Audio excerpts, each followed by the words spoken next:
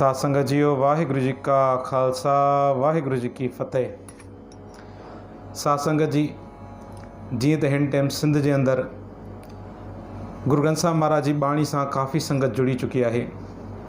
कई गुरु प्यारनि जो नेम हूंदो आहे, पाठ हूंदो आहे गुरबाणी जो, पर काफ़ी संगतनि जा सवाल हूंदा आहिनि त गुरबाणी पढ़ूं था सम्झ में कुझु घटि अचे थी।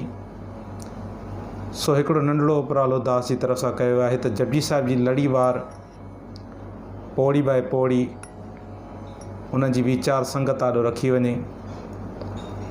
सो अॼु जपजी साहिब जी पहिरीं पौड़ी जी शुरूआति कंदासीं, उनजे अर्थनि जी आरंभता कंदासीं। वैसे अर्थ अॻु में थियल आहिनि काफ़ी ज्ञाननि जा, लॻभॻि जपजी साहिब जा अर्थ 300 ज्ञाननि जपजी साहिब जा अर्थ कया आहिनि, पर सिंधी में कोई बि अर्थ न आहे। सो दास जी तरफ़ सां जेतिरी साहिबनि बख़्शिश कई, कोशिशि कंदासीं सम्झण जी, हिकु हिकु पौड़ी खे हिकु हिकु वीचार खे सम्झण जी कोशिशि कंदासीं त साहिब गुरु नानक देव महाराज जपजी साहिब जी पावन बाणी जे अंदरि सिख खे कहिड़ी सिख्या ॾियनि था, कहिड़ो रस्तो ॿुधाइनि था, कहिड़े तरीक़े सां सम्झाइनि था त ज़िंदगी जीअणु घुरिजे।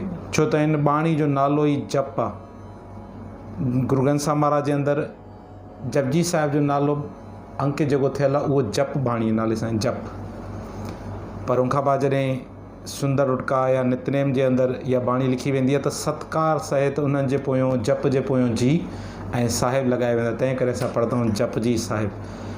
वैसे हिन बाणी जो नालो अंकित जप आहे। सो अचो, सभ खां पहिरियों में गुरु नानक देव महाराज जपजी साहिब जी जीअं आरंभता थिए थी, सभ खां पहिरियों मूल मंत्र उच्चारण करनि था।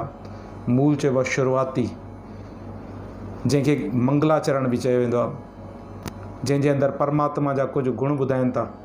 यादि रखिजो, अॻिते बि जपजी साहिब जे अंदरि परमात्मा जे गुणनि जी व्याख्याण थिए थी, बयानु थियनि था, पर साहिब जॾहिं गुणनि जी व्याख्यान करनि था त उनखां बाद कुझु पंक्तियूं अहिड़ियूं उच्चारण करे सघनि, कुझु पंक्तियूं अहिड़ियूं उच्चारण कनि था जंहिंजे अंदरि सिख खे ॿुधाइनि था त आहे इंसान परमात्मा जा गुण बयानु थी सघनि था, पर कुझु बयानु थी सघनि था, सॼा बयानु नथा थी सघनि।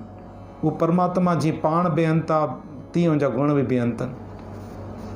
सो अचो साध संगत जी, सभ खां पहिरियों में मूल मंत्र खे सम्झण जी कोशिशि कयूं त साहिब मूल मंत्र जे अंदरि पंहिंजे सिख जे मथां कहिड़ी बख़्शिश करनि था। साहिब सभ खां पहिरियों में उच्चारण करनि था हिकु ओंकार, हिकु ओंकार। दुनिया में अनेक मज़हबनि, कई मज़हबनि, ऐं उनमें परमात्मा जो तसवुरु, रब जो तसवुरु बि अलॻि अलॻि आहे। त इनजे करे उनजे हिसाब सां त उनजा परमात्मा जा नाला बि अलॻि अलॻि पुकारिया वेंदा आहिनि। किथे उनखे राम चयो वेंदो आहे, किथे उनखे रहीम चयो वेंदो आहे। गुरबाणी अंदरि ई सम्झाए थो वञे त किथे किथे उन्हनि खे बीठल चयो वियो आहे, किथे उनखे दामोदर चयो वियो आहे, किथे उनखे ईश्वर चयो वियो आहे, किथे उनखे पारब्रह्म चयो वियो आहे, किथे उन्हनि खे अल्लाह चयो वियो आहे। कई उन्हनि जा नाला आहिनि, पर साहिब चवनि था ऐं इंसान ऐं बंदा, परमात्मा जा भले केतिरा ई नाला हुजनि पर परमात्मा घणा न आहिनि, परमात्मा हिकिड़ो ई आहे। जंहिंजे बारे में साहिब हिते अंकित करनि था शब्द हिकु ओंकार।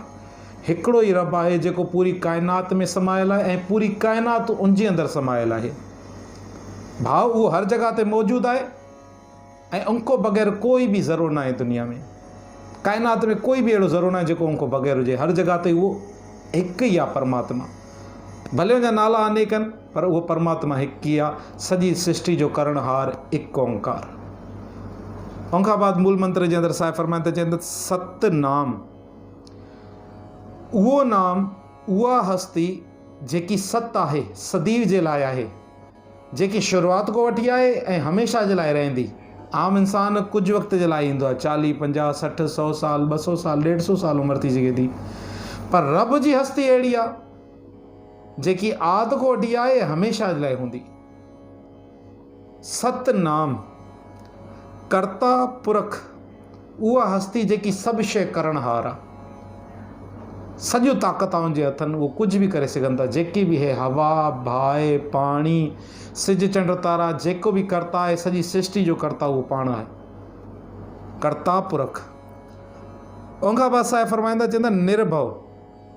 यादि रखिजो, हे जेके मूल मंत्र जेको मंगलाचरण पढ़ियो थो वञे, इनमें साहिब परमात्मा जा गुण ॿुधाइनि था।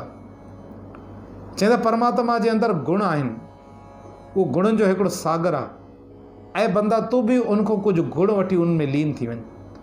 पर साहिब चवंदा गुण वठण जे लाइ पहिरों में गुण सम्झणा पवंदा आहिनि। गुणनि में लीन थियण जे लाइ पहिरों में गुणनि खे सम्झणो पवंदो। साहिब इन जे करे गुण सम्झाइनि था। ऐं लीन थियण जे लाइ गुणनि खे सम्झणो पवंदो, पोइ लीन थियणो पवंदो। पर इहो थींदो कीअं? चवंदा तोखे इहो तॾहिं थींदो जॾहिं तुंहिंजे मथां गुरू जी कृपा थींदी। गुर प्रसाद, गुरू जी बख़्शिश सां, मतिलबु गुरू जे रस्ते सां, गुरू जे ॿुधायल रस्ते सां। हे जपजी साहिब सॼो रस्तो ई ॿुधाइनि था। छो त जपजी साहिब जे अंदरि 38 पौड़ियूं आहिनि। पौड़ी जो अर्थ आहे ॾाको। ॾाकण हूंदी आहे न, ॾाकण खां पोइ हिकु हिकु ॾाको चढ़ंदो वेंदो आहे इंसानु। तंहिं करे साहिब सम्झाईंदा, चवंदा अचु मां तोखे जप जो तरीक़ो ॾिसां। हिकु हिकु पौड़ी आहे जप जी, हिकु हिकु ॾाको तूं कीअं चढ़ी सघे थो, परमात्मा ताईं कीअं पहुची सघे थो। हे सॼी जप जी व्याख्याण आहे। आमतौर ते इंसान जे अंदरि इहो ई सुवालु हूंदो आहे त जप जे कीअं, कहिड़े तरीक़े सां जप जे, कहिड़े तरीक़े सां ध्यानु कजे हुनजो। साहिब सॼो हे जप जे अंदरि, जपजी साहिब जे अंदरि सॼो इहो ई तरीक़ो ॿुधाइनि था। चवंदा हुन परमात्मा खे कीअं जपणो तोखे, अचु मां तोखे सम्झायां। ऐं हुनखे जपे करे तूं हुनजे अंदरि लीन थी वञ। साहिब जे करे हिनजे अंदरि फरमाइनि था मूल मंत्र जे अंदरि, चवंदा परमात्मा हिकु आहे ऐं हमेशह रहण वारो आहे। सॼियूं ताक़तां हुन वटि आहिनि, पर उहो निर्भउ बि आहे। उनजे अंदरि को बि भउ न आहे। आम इंसान खे भउ हूंदो आहे, मौत जो भउ। इंसान कुटिजंदो आहे, कई इंसान जानवर कुटिजंदा आहिनि, का कहिड़ी शइ कुटिजंदो आहे, का कहिड़ी शइ कुटिजंदो आहे। बंदो भउ जे अंदरि आहे। साहिब चवंदा परमात्मा निर्भउ आहे। तूं उनखे जपी करे तूं बि निर्भउ थी वञ। गुरबाणी अंदरि साहिब एतिरो ई फरमाइनि था, निर्भउ जपे सगल भउ मिटे, जिन निर्भउ जिन हर निर्भउ दयाया जी, तिन का भउ सभु गवासी। जंहिं निर्भउ खे ध्यानु करे थो न, त उनखे ध्यानु करण जो मक़सदु इहो ई आहे त तुंहिंजे अंदरि बि भउ ख़तमु थी वञे। साहिब फरमाइनि था परमात्मा निर्भउ आहिनि, उन्हनि खे कंहिंजो बि भउ न आहे। न कंहिं इंसान जो भउ आहे, न पखी परिंदे जो भउ आहे, न कंहिं मौसम जो भउ आहे, न कंहिं हथियार जो भउ आहे, न मौत जो भउ आहे। कोई बि भउ न आहे परमात्मा खे, उहो निर्भउ आहिनि। उनखां बाद साहिब फरमाइनि था, चवंदा परमात्मा जो ॿियो बि गुण आहे, उहो कहिड़ो? निर्वैर। उनजे अंदरि को बि वैर न आहे। उहो जेकी बि काइनात तयारु कई अथऊं, जेकी बि सृष्टि साजी अथऊं, ठाही अथऊं, उहो सभिनि जे लाइ बराबरि हक़ रखिया अथऊं। सिजु जेको रोशनी हिकु इंसान खे ॾिए थो, त ॿिए कंहिंसां वैर रखे करे घटि नथो ॾिए, बराबरि ॾिए थो। कंहिंखे बि अनाज पाणी घटि न आहे मिलियो, सभिनि खे परमात्मा बराबरि जो रिज़्क़ ॾियनि था, कंहिंसां बि वैर न रखे थो। परमात्मा निर्वैर आहिनि, निर्भउ निर्वैर। उनखां बाद साहिब फरमाइनि था, चवनि था अकाल मूरत, उहो स्वरूप जेको समय को ॿाहिरि आहे, वक़्त को ॿाहिरि आहे। आम इंसान पैदा थींदो, उहो वक़्तु हूंदो आहे, ॾींहं जो वक़्तु, राति जो वक़्तु। पर परमात्मा कहिड़े वक़्तु प्रगट थिया आहिनि, कोई नथो ॿुधाए सघे। छो त उहो सतनाम आहिनि, शुरूआति कोठी आहिनि, कोई नथो ॿुधाए सघे। उहो समय को ॿाहिरि आहिनि, उहो स्वरूप जेको समय को ॿाहिरि आहे, वक़्त को ॿाहिरि आहे। हिकु इंसानु वक़्त जे अंदरि पैदा थींदो आहे, वक़्त जे अंदरि मरी वेंदो आहे। कोई बि शइ आहे, उनजो हिकिड़ो वक़्तु हूंदो आहे, त हे बिल्डिंग वक़्त में ठही आहे, हे वणु वक़्त में लॻो आहे, दरख़्त वक़्त में लॻो आहे। वक़्तु ईंदो उहो ख़तमु थी वेंदो। पर परमात्मा कॾहिं बि ख़तमु थियण जहिड़ी मूर्त न आहे, उहो स्वरूप न आहे, अकाल मूर्त।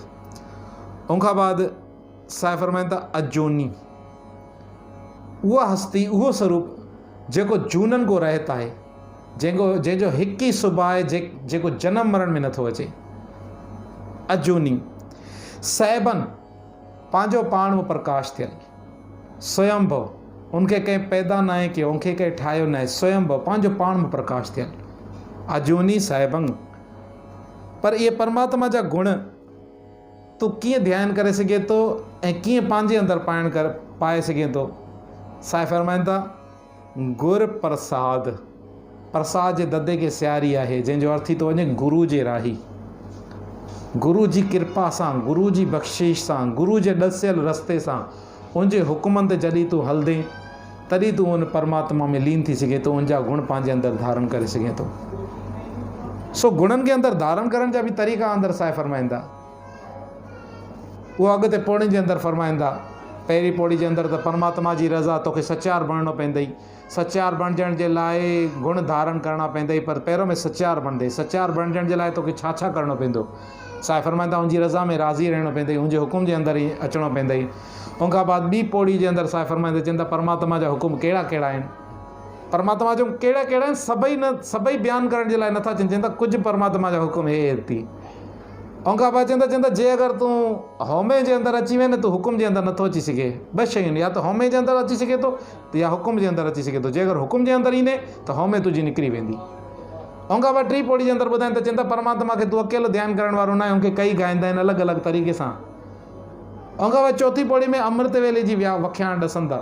चवंदा उनखे ध्यानु करण जो हिकिड़ो समूह हुजे, तुंहिंजे उनजे विच में हिकु समूह हुजे जेको वीचार हुजे, सॼा दुनियादारी जा फुना छॾे करे वेह। ऐं खां बाद परमात्मा जी होंद जे बारे में ॿुधाइनि त चवंदा उहो कोई अहिड़ी हस्ती आहे जेको मुक़ररु नथो कयो वञे, असांजे पैदा करण सां उहो पैदा बि न थींदो, उहो आपे आप निरंजन सोय आहे।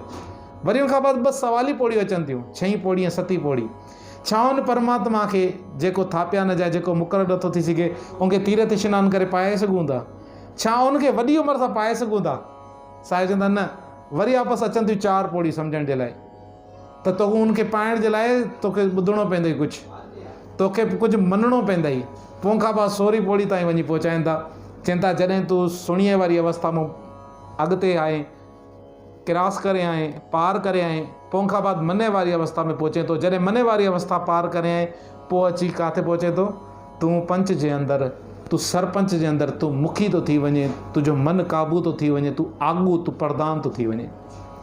सो हिकिड़ी नंढड़ी वेनती हिन मूल मंत्र सां गॾोगॾु दास करणु चाहींदो त जेकी लड़ीवार जपजी साहिब जी वीचार हले थी, इन टाइम आरंभ थी चुकी आहे। इनखे कोशिशि करे लड़ीवार 1 बाय 1 हिकु हिकु पौड़ी लाइन वाइज़ जॾहिं असां सरवण कंदासीं, तरतीब वाइज़ जॾहिं सरवण कंदासीं, त अञा वधीक आनंद ईंदो, वधीक कुझु सम्झ में ईंदो।